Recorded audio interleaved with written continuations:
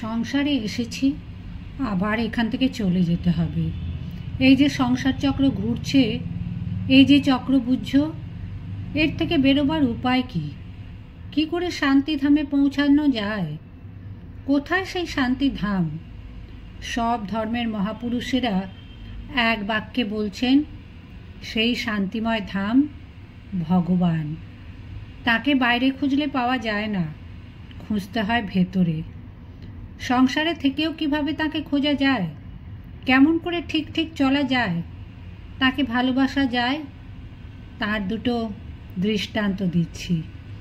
40 বছর পূর্বে একজন সাবজজ ভক্তের মুখে শুনেছিলাম, এ সংসার ঠাকুরের, আমার নয়, সব তাঁর, শুধু তাঁর। ঠাকুরের পথ দেখিয়ে সেই ভক্ত বললেন, আমার শুধু ইনি, আমি সংসারের কর্তব্য পালন করছি মাত্র। এই ভক্তের কাছে শেখো কিভাবে সংসারে থাকতে হবে, কিভাবে সংসারের কর্তব্য করবে। দেখো দেখি তার কথাগুলি কত সুন্দর, ভাবটি কত মধুর।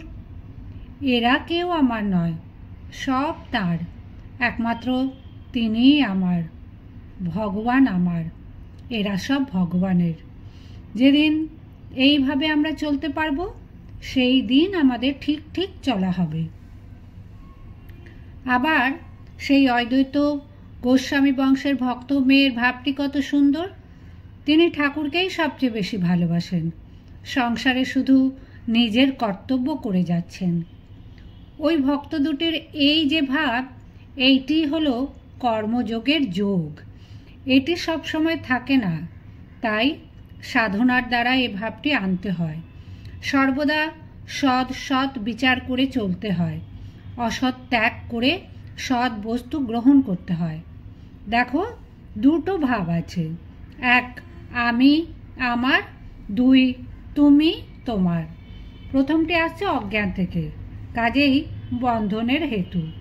পরেরটি আসে জ্ঞান থেকে, তাই মোক্ষের হেতু। এদের ঘুরিয়ে দিলেই হবে আমি তোমার, তুমি আমার।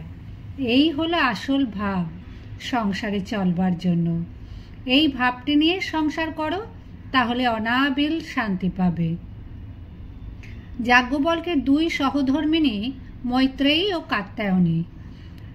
প্রব্রজ্যা গ্রহণের প্রাক্কালে তিনি প্রথমা স্ত্রীকে ডেকে বললেন, মৈত্রেয়ী, আমার যা কিছু বিষয় সম্পদ আমি তোমাদের দুজনের মধ্যে ভাগ করে দিয়ে যেতে চাই। মৈত্রেয়ী বললেন, ভগবান, বিষয়ের দ্বারা আমি অমৃতত্ব লাভ করতে পারবো কি? যাজ্ঞবল্ক বললেন, না, বিষয় কখনো অমৃতত্ব এনে দিতে পারে না, এ শুধু ভোগের জন্য। মৈত্রেয়ী বললেন, যে জিনিসের দ্বারা আমি অমৃতত্ব লাভ করতে পারবো না, তা নিয়ে আমি কি করব? কি সুন্দর ভাব! আজকাল কোনো স্ত্রী স্বামীকে এমন কথা বলতে পারে? মৈত্রেয়ীর কথা শুনে যাজ্ঞবল্ক খুবই আনন্দিত হয়ে বললেন, তুমি তো প্রিয়ই ছিলে, এখন প্রিয়তরা হলে। তিনি মৈত্রেয়ীকে বুঝালেন ভালোবাসার মূলে কে রয়েছেন। ন বা অরে পতিহু কামায় পতিহি প্রিয় ভবতি, আত্মন অস্তু কামায় পতিহি প্রিয় ভবতি। পতির জন্য পতি প্রিয় হন না, আত্মার জন্যই আমরা পরস্পরকে ভালোবাসি। এই আত্মার জন্য পতি প্রিয় ও পত্নী প্রিয়া হন, মাতা পিতা সন্তানকে ভালোবাসেন। আত্মস্বরূপে তিনি সকলের ভেতরে রয়েছেন। তুমি আমার ভেতরে তাকে দেখতে পাও, আমি তোমার ভেতরে তাকে দেখতে পাই। তিনি আছেন বলে সব সুন্দর, সব ভালো, সব প্রিয়। যাজ্ঞবল্ক বললেন, এই একই বস্তু আছেন আত্মা, একেই স্মরণ মনন নিদিধ্যাসন করতে হয়। ত্যাগই সব আমাদের ধর্মের মূল মন্ত্র। ত্যাগ আমাদের সঞ্জীবিত রেখেছে। বৈদেশিক আক্রমণ ও শাসনের ঝড়ঝাপটার ভেতর দিয়েও আমরা টিকে রয়েছি।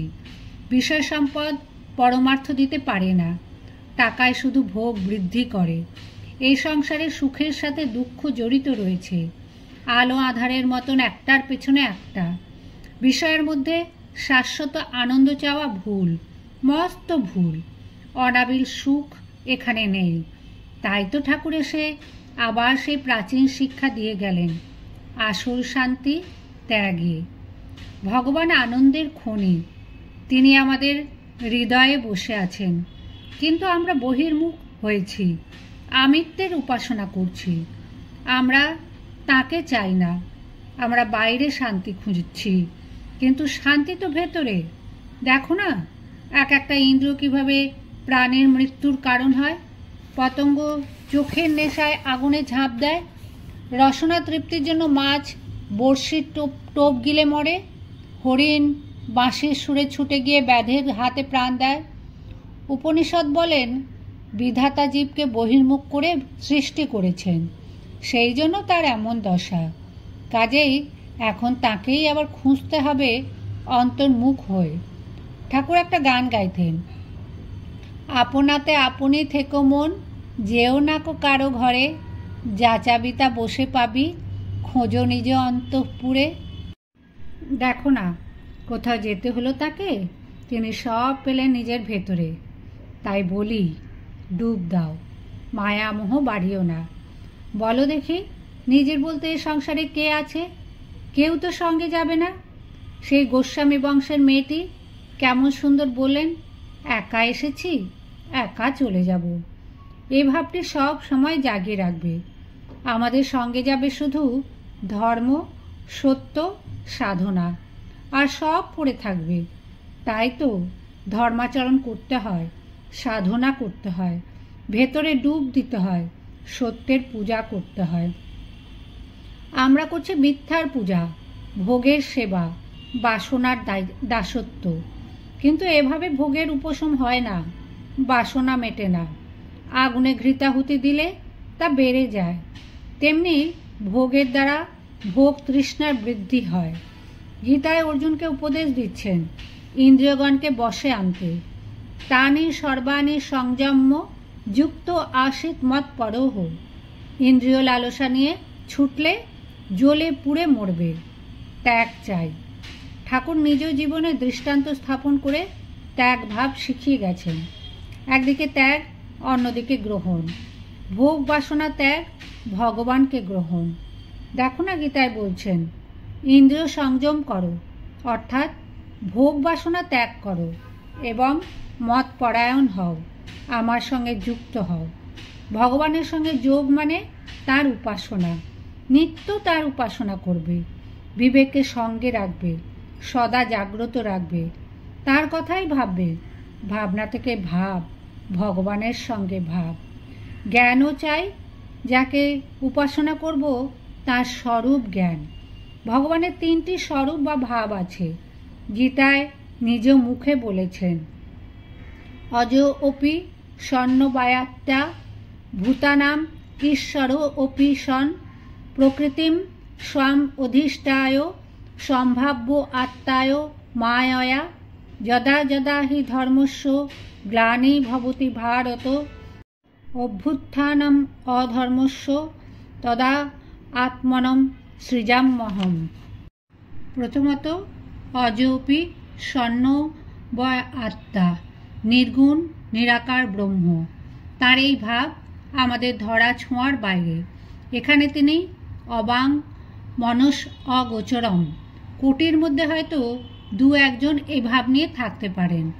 দ্বিতীয়টি, ভূতানাম ঈশ্বরহ, সৃষ্টিকর্তা ভাব।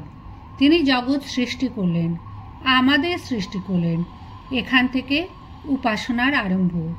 ঈশ্বরের 3য় স্বরূপটি হল তার অবতার ভাব। তিনি মানুষ শরীর ধারণ করে ধরায় নেমে আসেন, যেমন শ্রীরামচন্দ্র, শ্রীকৃষ্ণ, বুদ্ধ, শ্রী চৈতন্য, শ্রীরামকৃষ্ণ। শ্রীকৃষ্ণ বলছেন, যখনই ধর্মের গ্লানি এবং অধর্মের অভ্যুত্থান হয়, ভগবান নিজ মায়ার দ্বারা দেহ ধারণ করে ধরায় অবতীর্ণ হন। তখন ওই মানুষ শরীরে দাস্য, বাৎসল্য ইত্যাদি নানাভাবে তাকে উপাসনা করা যায়। নির্গুণ নিরাকার ব্রহ্ম ভাবাতীত অবস্থা, সাধারণের ধারণার বাইরে। অবতার পুরুষের সঙ্গে মেশামেশি চলে। মত কর্ম কৃণ মত পরম মদ ভক্ত সঙ্গ বর্জিত হোক। অর্জুনকে বলছেন, আমার জন্য কর্ম করো, মত পরায়ণ হও, আমার আসক্তি শূন্য ভক্ত হও। অবতারকে ভালোবাসলে সকলকে ভালোবাসা হয়। ভগবান দেখেন প্রীতি, ওইটি আসল জিনিস, ভক্তিযোগের যোগ। তিনি অন্তরে রয়েছেন, অন্তর্যামী। আমাদের মনের আনাজ কানাজ তার জানা। যেখানে প্রীতি সেখানে তিনি বাঁধা পড়েন। তাকে আপনার করে নাও, তার উপর শ্রদ্ধা আনো। দেখো না, তোতাপুরীর কাছে ব্রহ্মবাক্য শুনেই ঠাকুরের নির্বিকল্প সমাধি হয়ে গেল। শ্রদ্ধা এলে পরে নিষ্ঠা আসবে, নিষ্ঠা থেকে ভক্তি, ভক্তির পর ভাব। ভক্তি না এলে কিছুই হবে না। তাকে ভালোবাসা চাই। শ্রীকৃষ্ণ বিদুরের কুটিরে এলেন। বিদুরের ঘরণী আনন্দে আত্মহারা। কোথায় বসন, কোথায় লজ্জা, কৃষ্ণপ্রেমে একেবারে বিভোর। তাকে খেতে দিলেন খুদ, তাই কত খুশি হয়ে খেলেন ভগবান। বিদুর পত্নী তাতে যে প্রীতি মাখিয়ে দিয়েছিলেন, এই প্রীতি দিয়ে মীরাও তো গিরিধারী গোপালকে কিনেছিলেন। তিনি মায়ার দ্বারা আমাদের চালাচ্ছেন, সেই জন্য তার শরণাগত হতে হয়। শরণাগত হলে তিনি কৃপা করবেন। কৃপা হলে পরা শান্তি ও সদ্গতি লাভ হবে। তার কৃপা বিনা কিছু হবার জো নেই। ক্রি মানে করা, পা মানে পাওয়া। কিছু করতে হবে, খাটতে হবে, তবে তো তিনি কৃপা করবেন। কৃপা করে আমাদের ভার লাঘব করবেন। শোনোনি খ্রিস্টের আশ্বাসবাণী, যারা শ্রান্ত ভারাক্রান্ত হয়েছে তারা আমার কাছে এসো, আমি তোমাদের শান্তি দেব। শোনোনি গীতায় শ্রী ভগবানের প্রতিজ্ঞা, সব ধর্মাধর্ম পরিত্যাগ করে একমাত্র আমাকেই আশ্রয় করো, আমি তোমার সব পাপ মোচন করব। ঠাকুর বলছেন, আর কিছু যদি না পারো তাকে বকলমা দাও। আমাদের কাজ শুধু বকলমা দেওয়া, বাকি সব তিনিই দেখে নেবেন।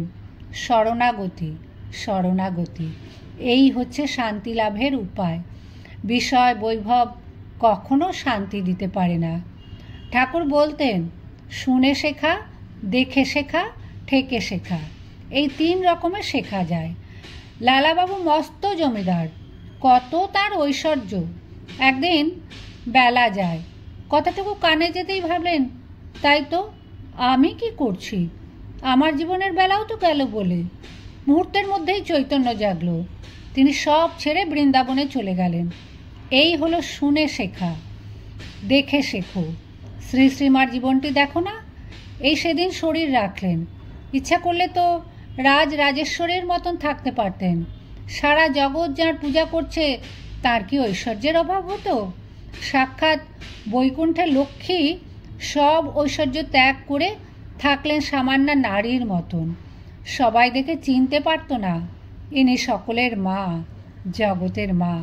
অথচ তার কাছে নিবেদিতা ঘন্টার পর ঘন্টা বসে থাকতেন। পরস্পরের ভাষা জানতেন না, কিন্তু সেই নীরব সান্নিধ্যেই নিবেদিতার মন প্রাণ ভরে যেত। যা দরকার তিনি সব পেতেন। এদের জীবন দেখে ত্যাগ ভাব শেখো। সংসারে আছো যখন, সংসারের কর্তব্য তো করতেই হবে, তবে মনটা সর্বদা যেন ভগবানের দিকে থাকে।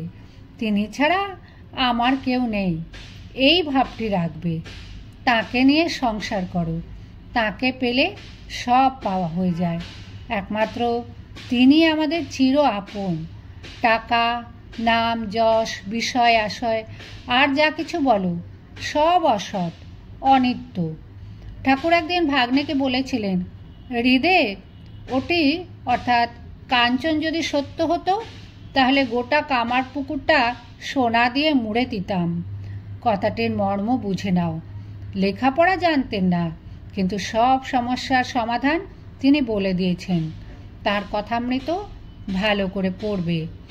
দেখে শুনে শেখা ছাড়া আর একটা রকম আছে, ঠেকে শেখা, তার মানে ভুল করে ধাক্কা খেয়ে শেখা।